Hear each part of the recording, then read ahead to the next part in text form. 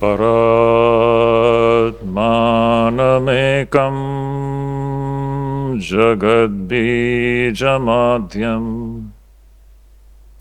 niriham nirakaram onkar vidyam yato jayate palyate yena vishvam tamisham bhajeli yate yatra vishvam. Hari Om Tat Sat. Hari Om Tat Sat. Hari Om Tat Sat. Dear devotees, so we were studying the 10th chapter of Bhagavad Gita, and we had seen the first 11 verses.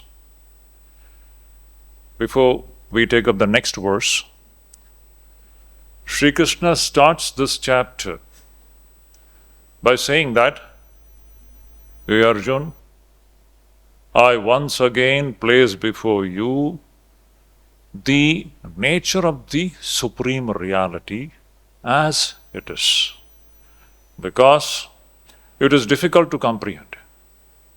Secondly, because you love to listen about the Supreme Reality.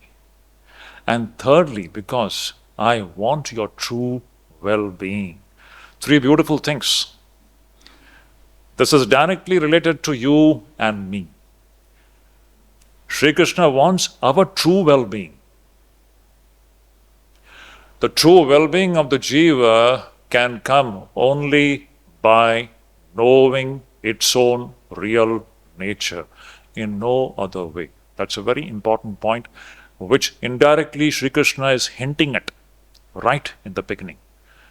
Our true well-being comes only by understanding what is the Supreme Reality and what is my relationship with it. Am I a second entity existing separated from it? That is the central issue of Vedanta. Is the bubble existing distinct, separated from the ocean? What is the nature of the relationship between the bubble and the ocean? This is the central theme of the Vedas. You can separate it and be connected, fine. But is that the ultimate position, the reality between the jiva and Parabrahman? This is the area of investigation. So Sri Krishna, right in the beginning, is saying, "Bhuya eva mahabaho shunu me paramam vachaha." Listen to my words here, Arjuna, about the Supreme Reality, because this is what is going to decide your true well-being. And then Krishna then describes the Supreme Reality we have seen. He says, so what is the ultimate picture of the Supreme Reality? He says in the verse number 8, "Aham sarvasya prabhavo mattas sarvam pravartate." It's a beautiful statement. In one line, Krishna is telling us about our relationship with the Supreme Reality. So he is saying, "Aham sarvasya prabhavo." I am the origin of everything here. Ocean is the origin of all the bubbles and the waves. Every bubble, you and I, like small, small waves, from where have we all originated? From the ocean. Krishna says, I am that ocean of Parabrahman, from where all these bubbles and waves origin. Aham sarvasya prabhavo matta sarvam pravartate.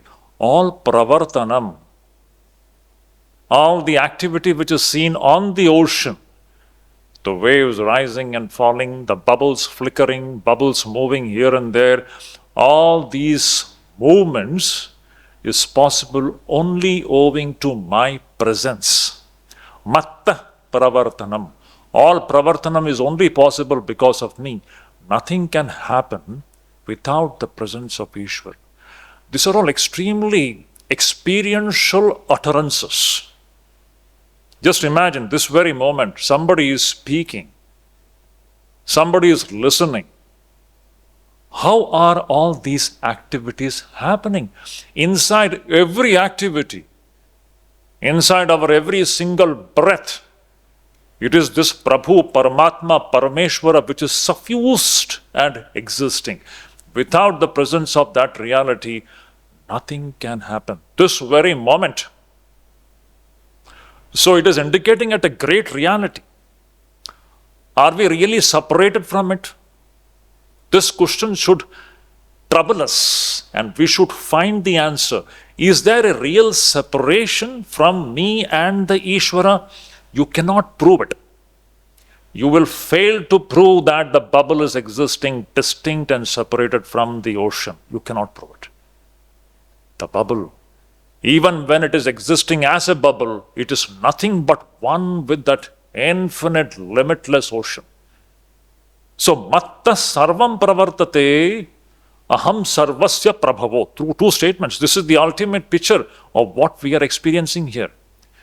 Everything has got that Ishvara as the very adhisthana, as the very substratum from where all these things are happening. Without the presence of that Ishvara, nothing. We cannot breathe a single breath. A single breath. This very moment, see, unconsciously it is going on. This pranavayu is going inside and it is going out. In and through Ishvara, it is not possible without Ishvara. How far is Ishvara from us? Is there a distance? This is the thing which should trouble us. This is the whole inquiry. To live in this inquiry and to feel the presence of Ishvara in everything that we do is the very goal of human life. God is not here. God is not there. It is not here and there. It is all this very moment right within us. We are all suffused in that reality. This is what Krishna is hinting at here. So in the first 11 verses, Krishna presented the supreme reality which is both nirupadhika and sopadhika. I am now speaking from the standpoint of what Shankaracharya presents in his brilliant commentary. The Supreme Brahman is both nirupadhika and sopadhika. It is with names and forms, with attributes, as well as without names and forms, without attributes. The ocean is existing with bubbles and waves, and the ocean exists even without them. Either way, it is all ocean and ocean alone. With the waves, it is ocean. Without the waves, it is ocean. So Sri Krishna presented to us this nirupadhika, sopadhika, param tattvam, parabrahman. He presented in the first 11 verses. So last two verses which he had stated here, that deserves our revisiting those verses where Sri Krishna says, now a person who has got this vision, just imagine, this is something very much possible. It should come in our life. This vision of seeing everything as suffused with the divinity. This is what is bhakti also. As I said in the last class, we understand bhakti in a very, very ritualistic sense. What is true bhakti? Shankaracharya says, Paramartha Tattva Abhinivesha itself is bhakti. What a beautiful thing it is. That constant connection with the Supreme Reality through this vision. That steadfastness in this vision itself is bhakti. Jnana Nishtha itself is bhakti, Shankaracharya says. When the bubble is now completely in an unbroken manner, it is having this vision that all the bubbles are nothing but the ocean. This vision itself is bhakti. So Paramartha Tattva Abhinivesha or Satyanusandhanam is bhakti. This is from the higher standpoint, where the difference between knowledge and bhakti fades away. Knowledge itself is bhakti. Bhakti itself is knowledge. This idea you will see repeatedly coming in the Bhagavad Gita, in Shankaracharya's commentary, everywhere. So beautiful. So a differentiation between bhakti and jnana, it is only in the initial stages. As we understand, when we have this vision that aham sarvasya prabhavo matta sarvam pravartate, if you have this vision, through that vision you are continuously, in an unbroken way, you are connected with the reality, you are looking at the reality. This itself is bhakti. You will have a great devotion for that supreme reality. Then Sri Krishna said, Tesham satata yuktanam bhajatam priti purvakam. This person, this bhakta jnani or jnani bhakta. I am referring to bhakta as the jnani and jnani as a bhakta. This bhakta jnani who is satata yukta, who is unbrokenly connected with the ultimate reality through this vision.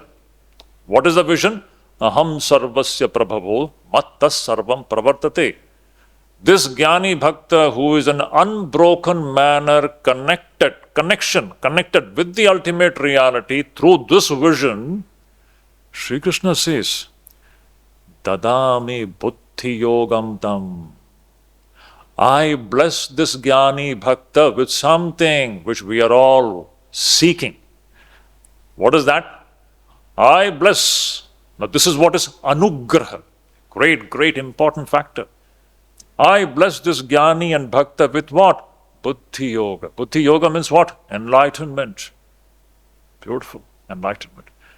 So I bless this jnani bhakta or bhakta jnani with this buddhi yoga, yena mam upayanti, through which he realizes, the bubble realizes its connection with the ocean.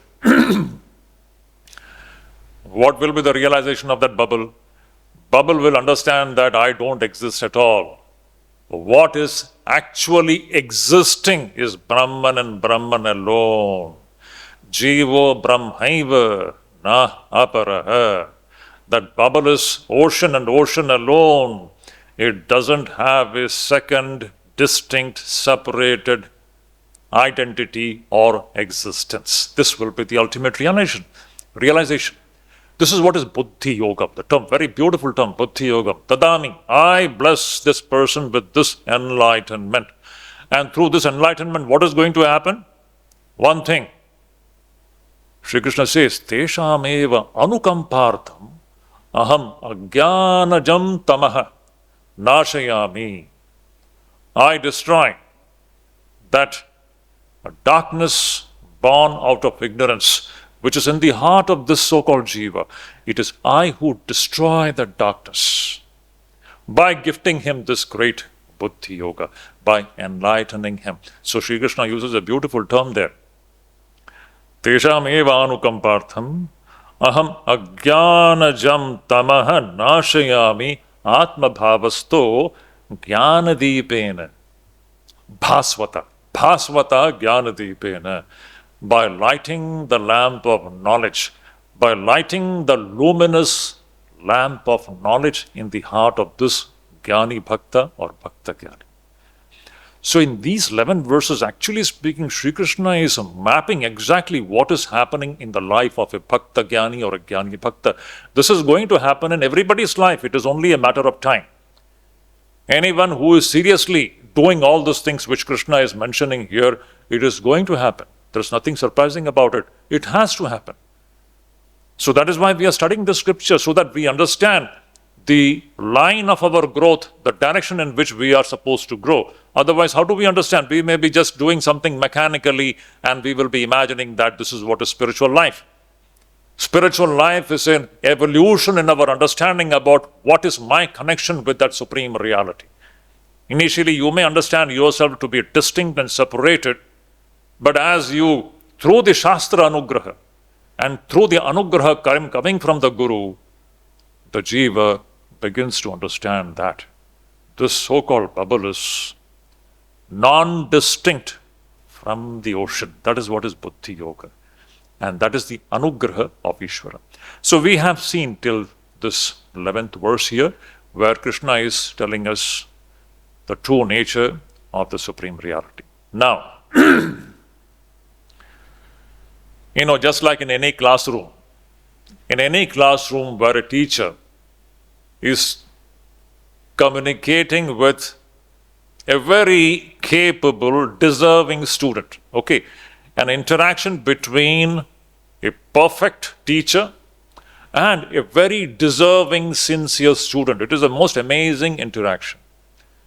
The teacher is presenting all the so-called principles and concepts, and the student is listening very attentively to these ideas and concepts presented by the teacher. And after listening from the teacher, usually what happens in the classroom? The teacher then gives the student a chance to repeat what I have told. And then the student, he repeats, yes, teacher, this is what you told. You told about this concept. This concept is this way. This is the principle that you spoke about. And yes, I agree with what you have said, but I want to know something more about this. It's a beautiful classroom scenario where the student will ask, a sincere student will definitely ask the teacher, teacher, yes, I understand what you have said. Perfectly fine. You have presented these ideas and principles in a beautiful way, and I agree, it is very true. But this is the area where I want to know something more. And the student places that query before the teacher. This is exactly what Arjuna is doing here. And from verses 12 to verses 18, now Arjuna is responding to Sri Krishna. After having listened to Sri Krishna's beautiful words, Arjuna is responding. He is telling, what is he saying? You see? So till now, what did Arjuna listen?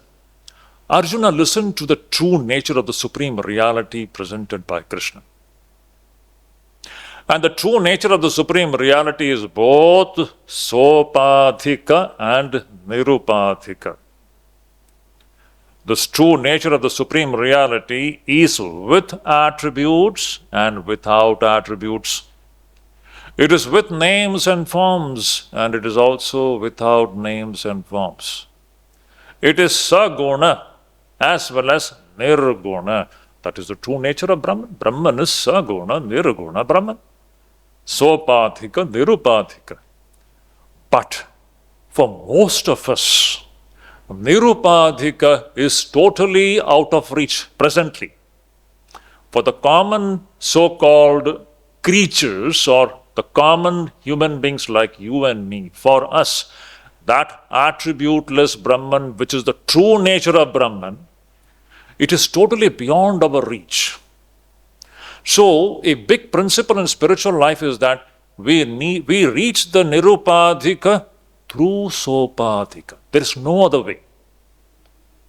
We always have to remember this principle. The door to Nirupadhika is always through the Sopadhika. You can't escape this position. Understanding the true Tattvam of Parabrahman, which is beyond all names and forms, which is beyond all Maya, that is in and through Maya. You can't escape this position. That attributeless Brahman can be understood in and through Brahman's attributes. This Sopadhika Brahman is comprehensible for you and me easily. So in order to first understand what this Sopadhika Brahman is, and by meditating on the Sopadhika, slowly we will be able to understand what Nirupadhika Brahman is. With this intention, Arjuna is placing these next 7 or 8 verses, and that you will find. This is the central idea.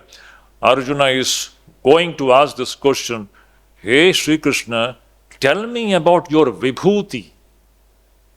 How you are manifested here in everything. The Sopadhika aspect.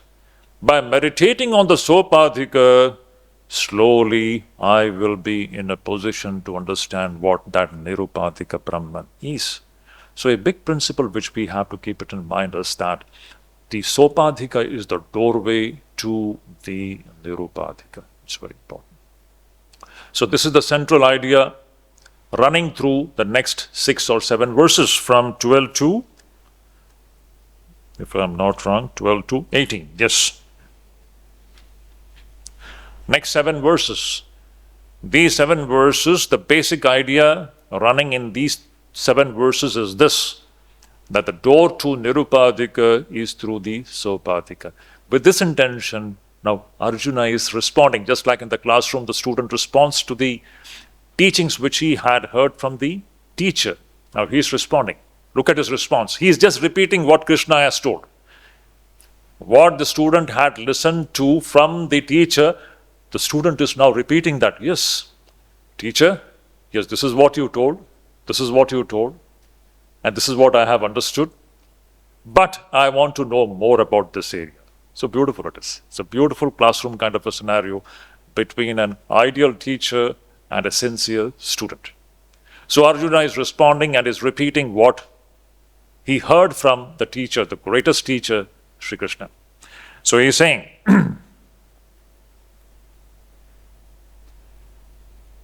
Param Brahma Param Dhama Pavitram Paramam Bhavan Purusham Shashvatam Divyam Adidevam Ajam Vibhum Ahustvam Rishayas Sarve Devarshirnaradastatha Asito Devalo Vyasaha Swayam Chaiva Bravishime. We can take up these 2 verses together. It is better if we read verse number 12 and 13 together. It's a complete idea. So here, Arjuna is just repeating what he has heard from Sri Krishna. The student is repeating what the student had heard from the teacher. So, the first word is very important. Param Brahma. This Param Brahma is the Lakshya. It is the goal of all the jivas. Param Brahma, the supreme reality. Sat, Chit, Anandam, Brahma is the Lakshya. It is the supreme goal. You know, Swami Vivekananda's famous utterance. Arise, awake and stop not till the goal is reached. Is it not? Actually, it is the Upanishadic idea. Having learnt from the Guru and the scriptures the supreme goal, now wake up and don't stop till you reach that goal. Through the Sopadhika, you reach the Nirupadhika. Before you reach there, do not stop. This is the main idea there. So, Param Brahma is the Param Lakshya, the ultimate goal of human life. And this supreme reality is indescribable. So, rest of the terms in these 2 shlokas, you will find they are all adjectives. Adjectives means describing this Param Brahman. Param Brahman is the term, the ultimate reality. Rest of the terms are all just descriptions, adjectives. What is this Param Brahman? So, what is this Param Brahman? It is Param Dhama. Here, Param Dhama means what? It is supreme light. The light of consciousness. The supreme Brahman is what? It is Param Dhama. It is light of consciousness. And then Paramam Pavitram. It is the supreme sanctifier. It is this Brahma Gyan alone which completely burns away all the impurities from our hearts. Nahi Gyanena Sadrasham Pavitram Iha Vidyate. Tatsvayam yoga samsiddha kalena atmani vindati. Bhagavad Gita says, Sri Krishna says here, he says, Nahi jnanena sadrasham pavitram iha vidyate. There is nothing more purifying or sanctifying than this knowledge of who I am. So, paramam pavitram. Sri Krishna, Arjuna is saying, this Parabrahman is also paramam pavitram, supremely sanctifying. And he is saying, Bhavan. Bhavan means you are that. Arjuna is telling Krishna, you are that Param Brahman. Bhavan means you. You are that Param Brahman, which is Param Dhama and Paramam Pavitram. Arjuna is referring to Krishna as Parabrahman. Yes, you are that Parabrahman, which is supreme light and supremely sanctifying. And it is Purusham. Every term is actually highly technical terms. Purusham. Purishete iti Purusham. Shankaracharya defines it. That reality which is existing in everybody is Purusha. Purusha here, Purusha and Stri. Usually we understand Purusha and Stri in gender sense. One is a man and another is a woman. In Sanskrit, in our literature, in Vedanta, Purusham refers to the supreme principle called Brahman, which is residing inside every jiva. Purusham, Purishete, Puri. This body is just like a Pura. Pura means it's a city. The one who's residing inside this city is Purusha, means Parabrahman, Atman.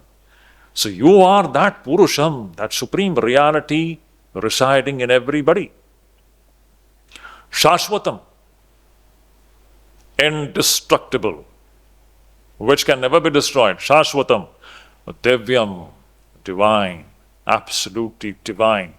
You are beyond all touch of worldliness. There is no touch of anything, this Maya. It is beyond Maya. Divyam, it is luminous.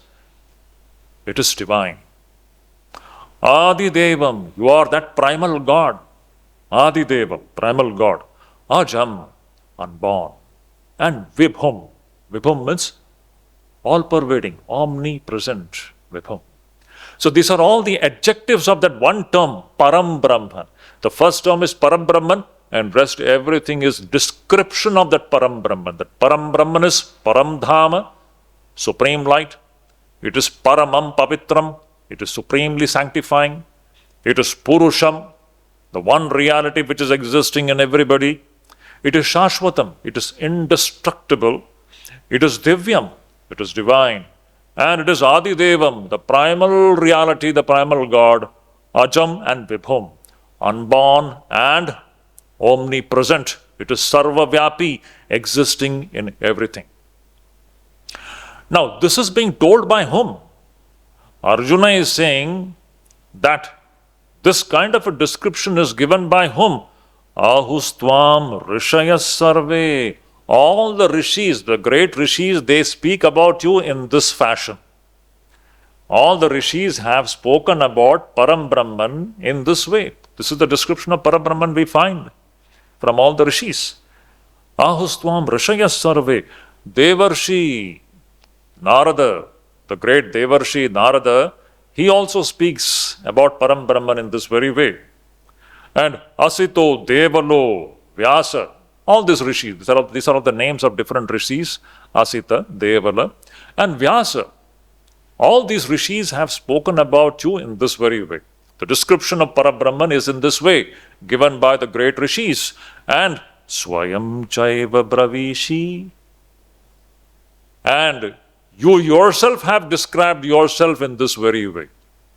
The rishis have described you in this very way, and you yourself have described yourself in this very way. Swayam Chaiva Bravishi Me. This is what you have told.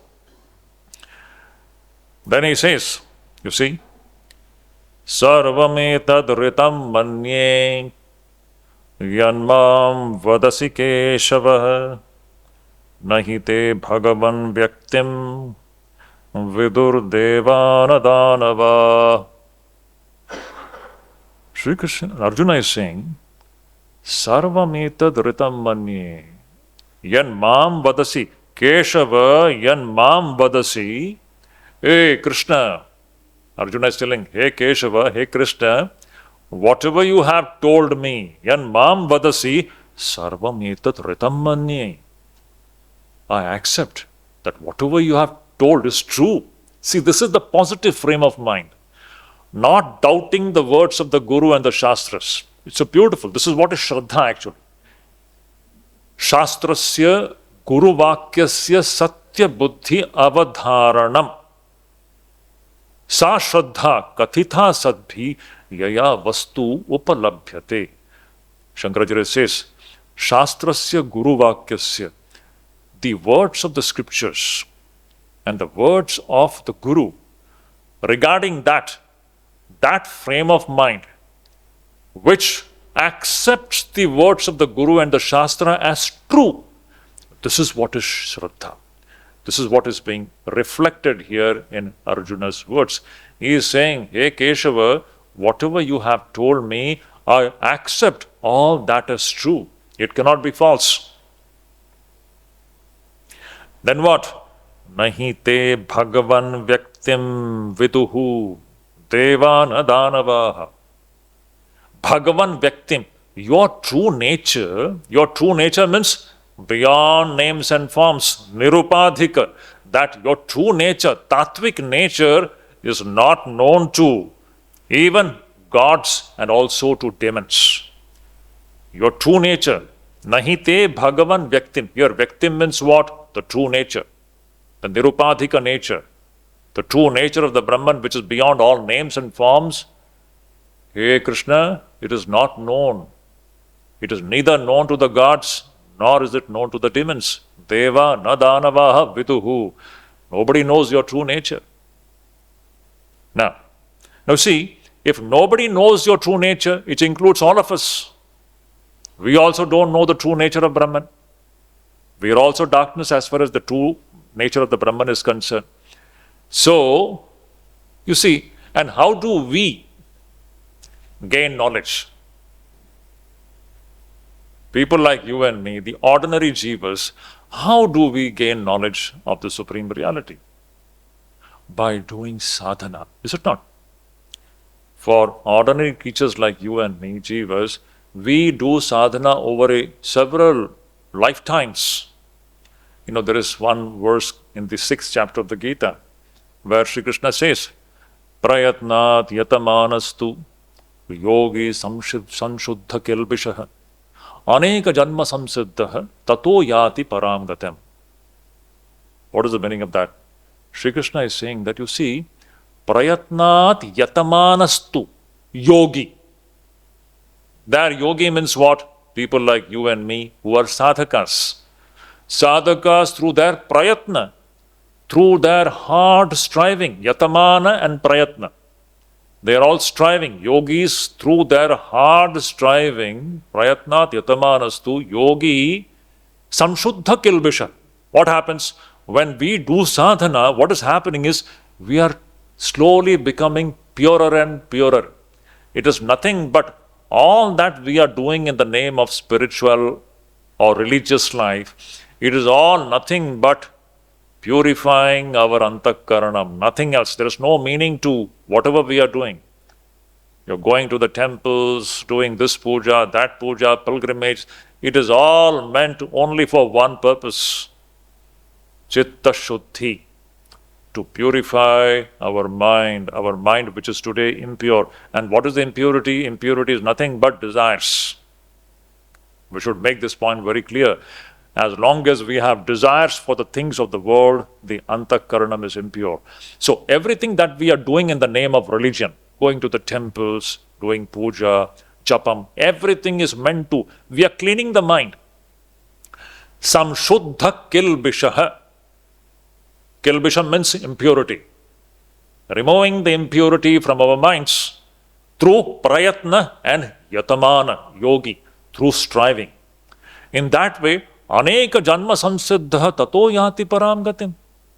This jiva who practices in this way, not in one lifetime, in several lifetimes, in aneka janma samsiddha, through several lifetimes of practice of this kind, tato yati param gatim. Then towards the end, he reaches the goal. This is how you connect it with what Swami Vivekananda says.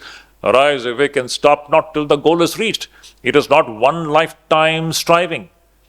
It is a striving which we have been doing in the last life also. It is continuing in this life. Perhaps we don't know. In the future also, few more lives may be there. It will continue. But a time will come, ultimately we'll reach the goal. So this is the case with the so-called ordinary jivas. But here in the next verse, the question is, what about Parabrahman? For you and me to know the Parabrahman, we have to do this kind of a striving. Is Brahman striving to know itself? That is the subject. Will God strive to know itself? For God to know itself, Is there any striving involved in that? Absolutely no. Sri Krishna makes a very beautiful statement here. He says, Swayamevatmanatmanam vethatvam purushottama bhuta bhavana bhutesha deva deva jagatpate. So beautiful. Purushottama. A beautiful term comes here. Uttama Purushaha. 15th chapter, we finished. Uttama Purushastu Anya. Paramatma iti Udarata. You remember 15th chapter? Who is this Uttama Purusha? Uttama Purusha is beyond Kshara and Akshara Purusha. When beyond all the so-called Maya. Kshara and Akshara Purusha, if you remember what we had discussed in the 15th chapter. So Purushottama is beyond attributes. The real nature of Brahman, the Tattvic understanding of Parabrahman is that. So, Purushottama refers to that Nirupadhikam Satchit Ananda Brahman. That Brahman, how is that Brahman knowing itself? Swayameva Atmanatmanam Vetha. Acha. For Brahman to know itself, does it have to strive for it just like you and me are striving? We jivas, we have to strive, and by striving in that way over several lifetimes, in the last birth, ultimately we succeed in knowing our true nature. But is Brahman striving to know itself? No. Swayameva Atmana Atmanam Vetha. Arjuna is telling this to Krishna. You know yourself. Naturally. You know yourself by your own self. There is no striving involved in that. Purushottama. Bhuta Bhavana. This Bhuta Bhavana is, Purushottama term refers to the Nirupadhika Brahman. And Bhuta Bhavana refers to Sopadhika Brahman. Brahman is always Nirupadhika and Sopadhika. So Purusha Uttama. Uttama Purusha is Nirupadhika. And that very Nirupadhika becomes Bhuta Bhavana. Bhuta Bhavana means one who is the creator of all the creatures. Means Sopadhika. Through its own Maya, it becomes Bhuta Bhavana. One who brings forth the different creatures into existence. Bhuta Bhavana. That Parabrahman through its own Maya brings forth this amazing names and forms. Bhuta Bhavana, Sopadhika. So Nirupadhika and Sopadhika. Bhuta Bhavana. And then Bhutesha. Once it brings into existence a different creature, then it also becomes Bhutesha, the Lord of all the creatures. And Deva Deva, it is the God of all the gods in the creation, as we have seen. In every Manvantara, there is a Manu, there is a Indra, there are different gods, different rishis. But the God, the Lord of all these things is Parabrahman. So it is Deva Deva. Deva Deva means it is a God of all the gods. And Jagatpatihi. It is the very Lord of all the worlds. It is the Lord of all the creation. It is the Lord of all entire this Brahmanda itself. Then, see, Arjuna is telling all these things to Sri Krishna. He is responding to Sri Krishna's statements, what Sri Krishna had told him about the ultimate reality. After listening that from Sri Krishna, Arjuna is responding. In his response, he is telling all these things. That you are knowing yourself by your own self. You are the Nirupadhika and you are also the Sopadhika. You are Bhuta Bhavana. You are Bhuta Esha, Bhutesha. And you are Deva Deva and Jagatpati. He is describing the ultimate reality in this way. But now he is coming to his so-called request. Arjuna is requesting Sri Krishna. What is he requesting? He is saying that, you see, as your true nature is really speaking incomprehensible to the so-called ordinary jiva, as your true nature is beyond the so-called comprehension of the ordinary jivas, and you are the only God, The goal of the jiva is what? Parabrahman only. Parabrahman has to be known. But the real nature of Parabrahman is incomprehensible. What to do? So you yourself have to tell us how to reach your true nature. You yourself have to once again tell me in detail, how is that I am going to reach you in and through all the names and forms?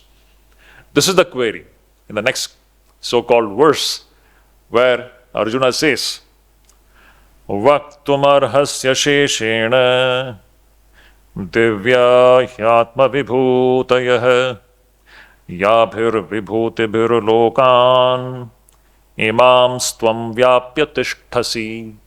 Beautiful. Vaktum arhasi.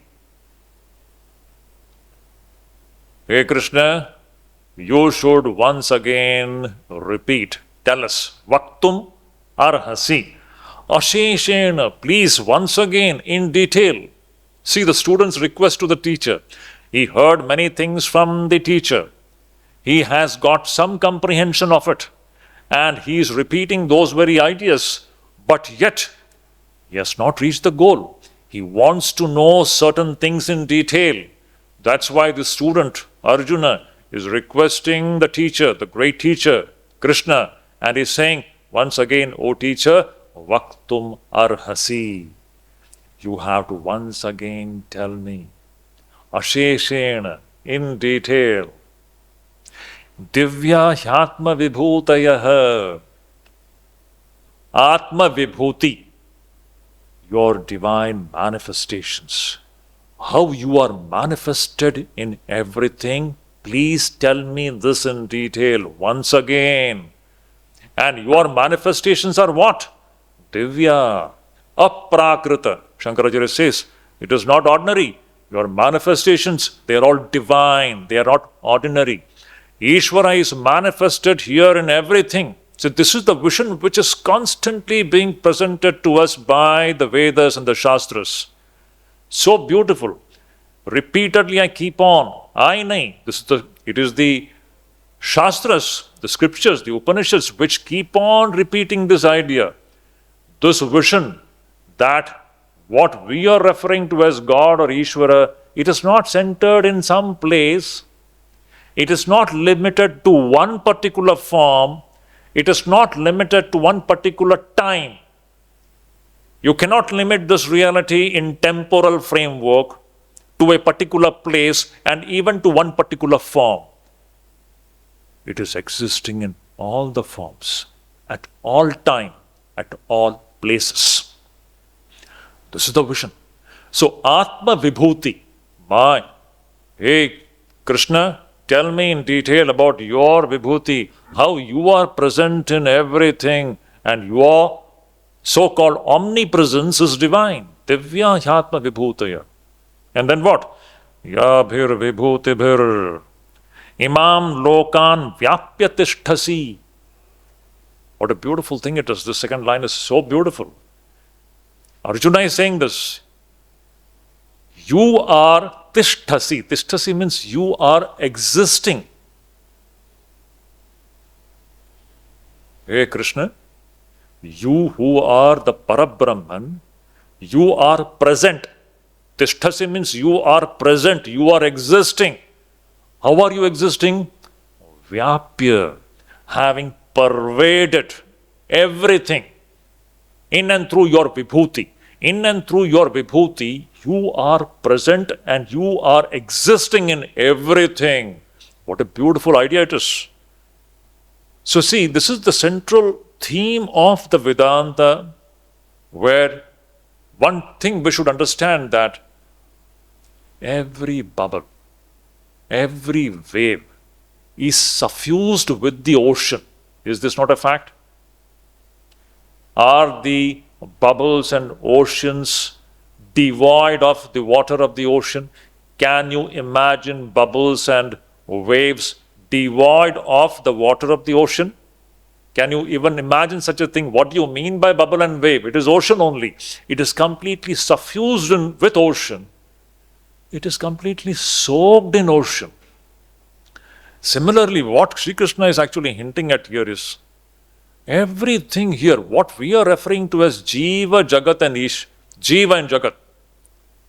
What we in ignorance are referring to as Jiva and Jagat, this Jiva and Jagat is completely suffused or soaked in Ishvara this very moment.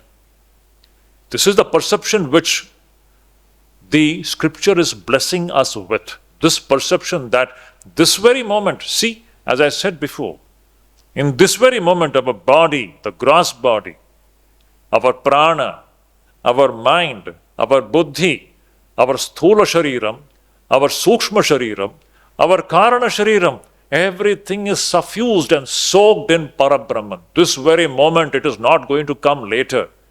This is the entire stress.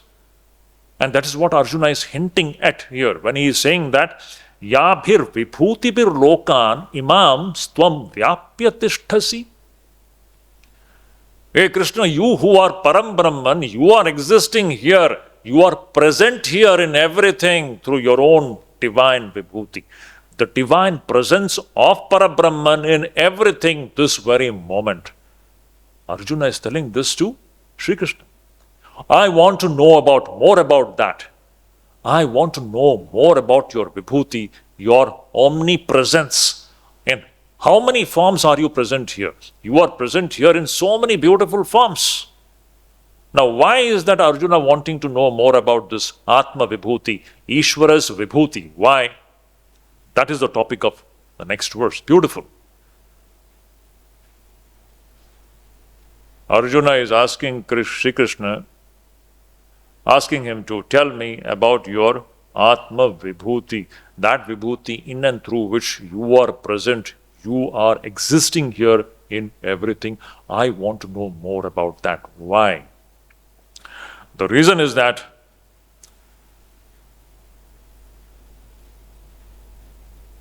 so that I can fix my mind on you for the sake of meditation. Dhyana saukaryartham. For the sake of dhyanam.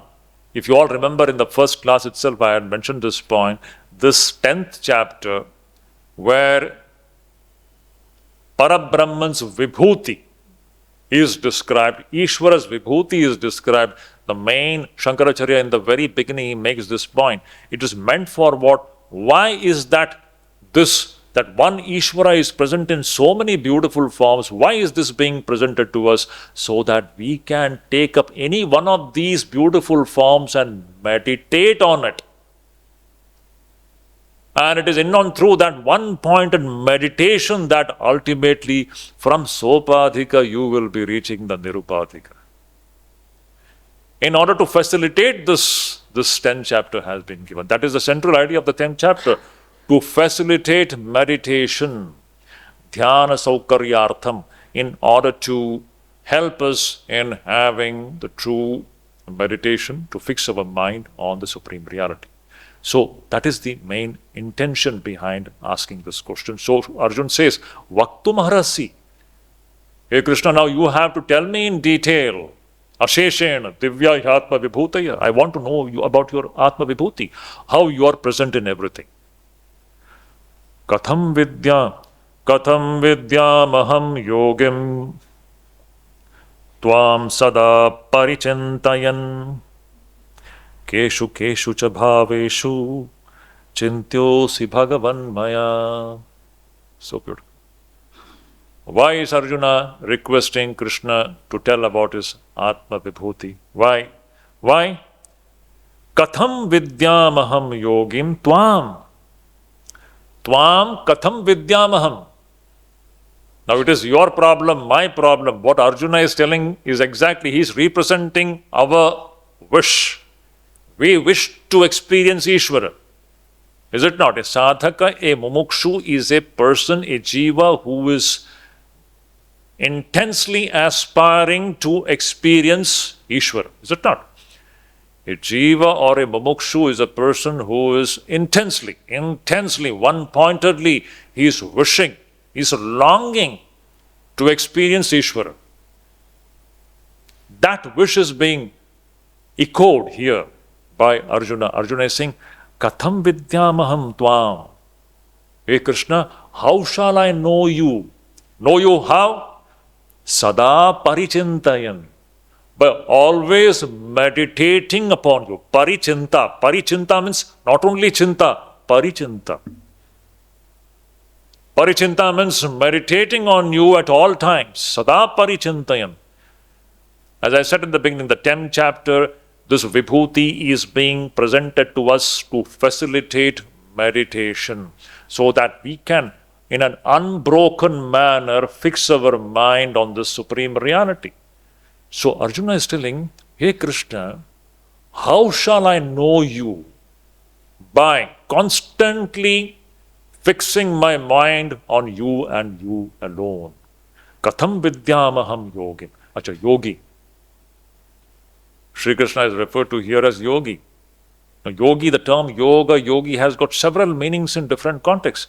So Sri Krishna is a yogi. Is he practicing yoga just like you and me? We can be yogis. We have to be yogis. Tasmat yogi bhavarjuna. Tasmat yogi bhavarjuna. In the Bhagavad Gita, you will find constantly Krishna is telling all of us, my dear children, you have to become yogis. Yogis means what? One who is striving to fix his mind in an unbroken manner on that supreme reality. A person who is striving to do this is a yogi, is it not?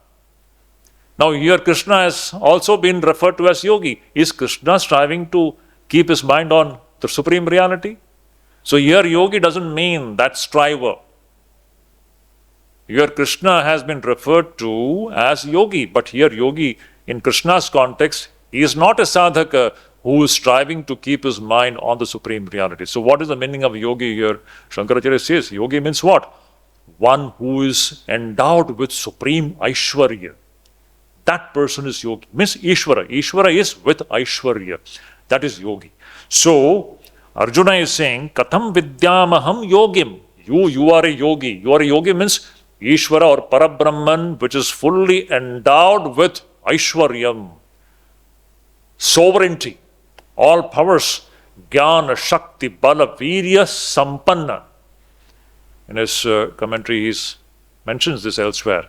So, Ishvara is Sampanna. It is full of Jnana, Shakti, Bala, Virya. With all these great virtues or inseparable qualities which Ishvara has got. So, here the term yogi is actually a description of Ishvara. It is Aishwarya Sampanna. So Arjuna is saying that how can I know you, Ishvara with all its Aishwarya, by constantly meditating on you. Sada parichintayan. Therefore, keshu keshu cha bhaveshu chintyosi Bhagavan maya. Maya chintyosi keshu keshu bhaveshu.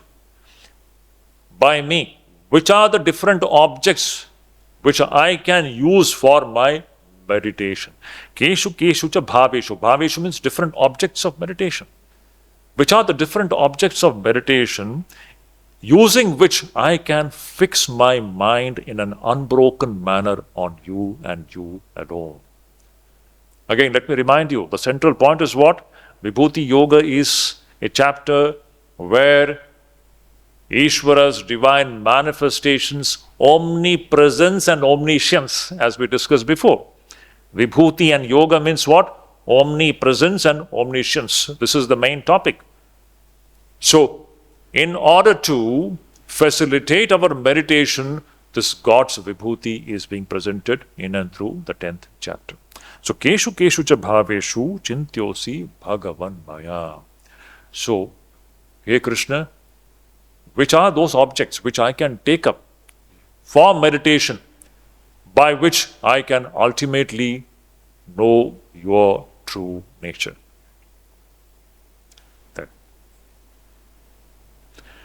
Vistarenatmano yogam vibhutim cha janardana bhuya kathaya triptirhi shunvato nasti me mritam.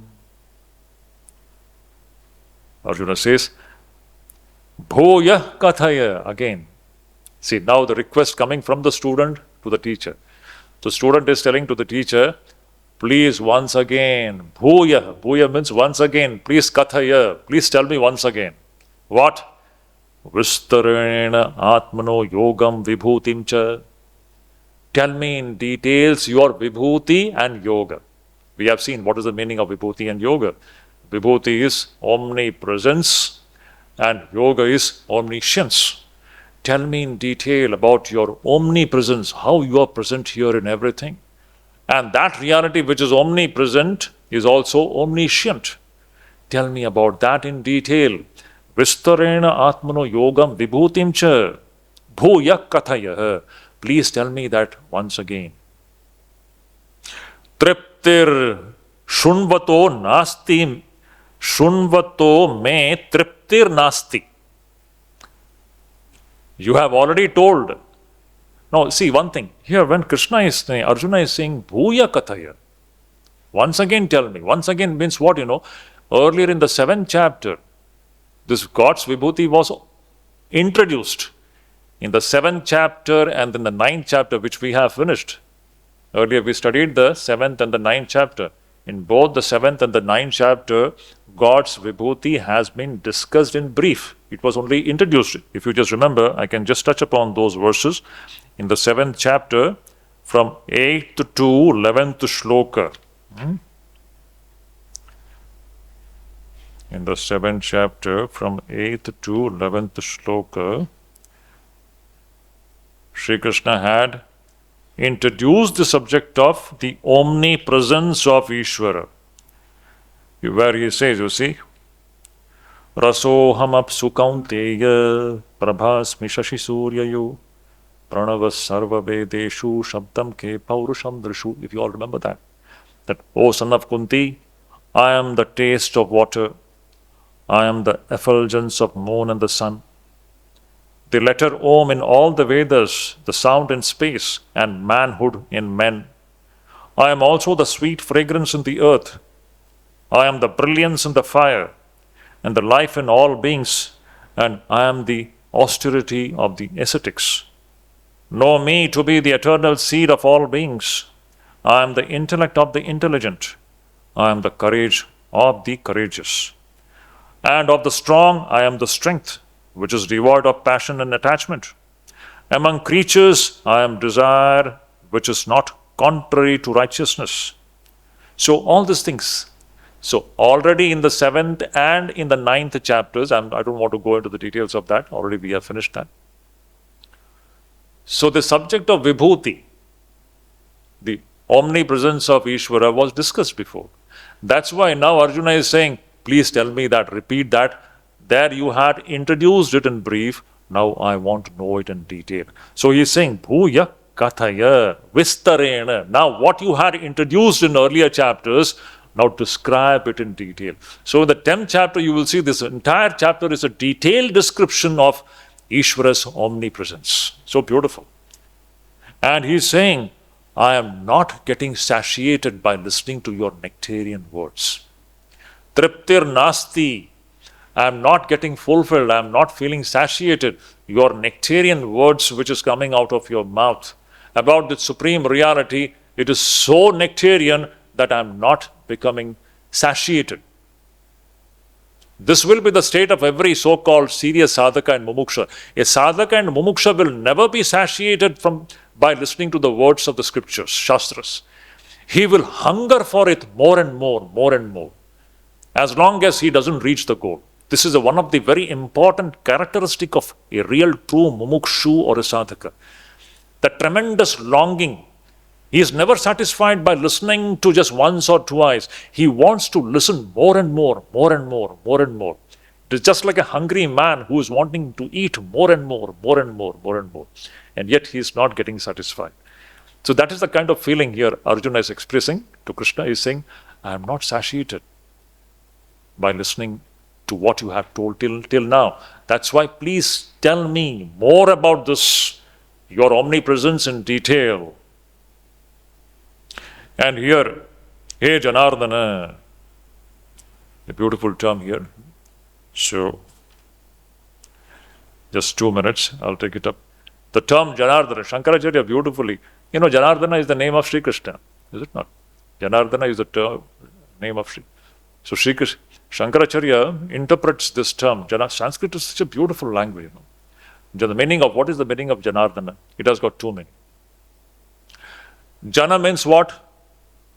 Two meanings are there. Jana, one meaning is demons, asuras.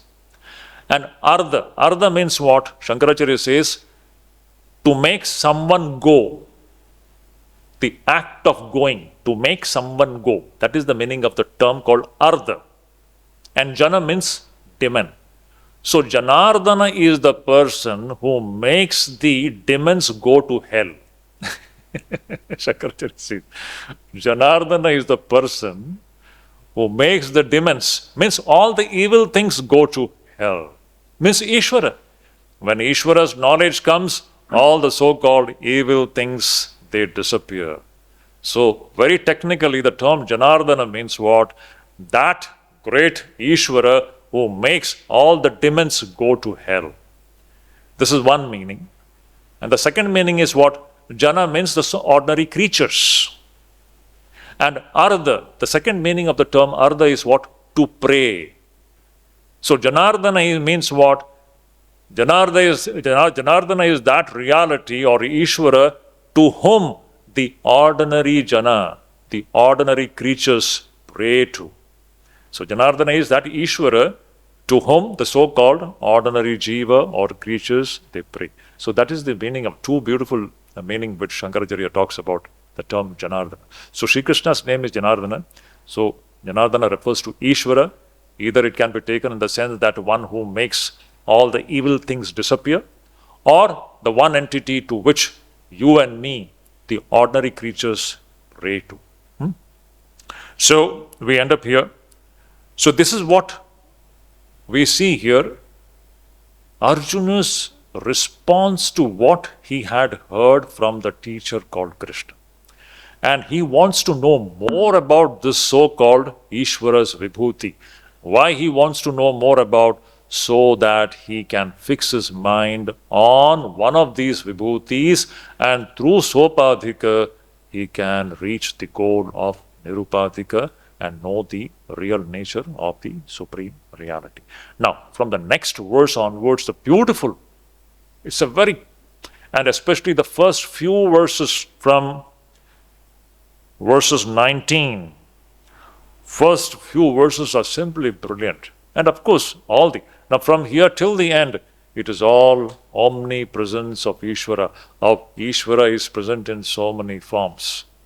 Going back to Swami Vivekananda's famous Bengali poem, Bahurupe Sammukhe Tomar Chhadiye Kothai Khoji Cho Ishwar. This is the repeated point. This Ishvara who is residing, who is standing in front of you in so many forms, leaving this Ishvara, which Ishvara are you looking for? Ishvara limited to a temple, it is okay. It is only in the initial stages. As we grow in spiritual life, our vision should change. We should be able to see Ishvara throbbing in everybody. That is only possible when we begin to feel Ishvara in our own hearts. So see, in the next verse, right from the beginning,